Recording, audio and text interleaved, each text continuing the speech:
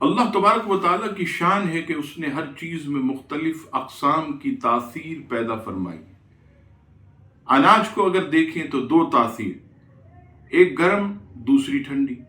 کھجور جو ہے یہ گرم ہے، کھیرا یہ ٹھنڈا ہے، خربوزہ یہ ٹھنڈا، آم یہ گرم۔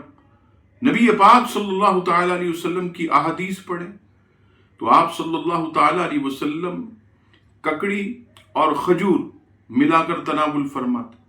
ککڑی اس کی تاثیر ٹھنڈی ہے، کھجور اس کی تاثیر یہ گرم ہے، تو نبی پاک علیہ السلام ملا کر کھاتے تو یہ برابری والا بہترین قسم کا حساب ہو جاتا۔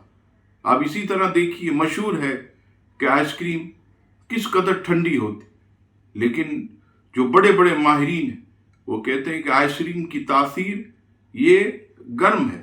تو اسی طرح ہر چیز میں اللہ تبارک و تعالیٰ نے مختلف قسم کی تاثیریں پیدا فرمائی ہیں، تو جو جس کے لیے موافق ہو وہ اس طرح استعمال کرے اور اپنے طبیب کے مشورے سے ایسی چیزیں استعمال کریں تاکہ آپ کی صحت کو کسی قسم کا بھی نقصان نہ پہنچے۔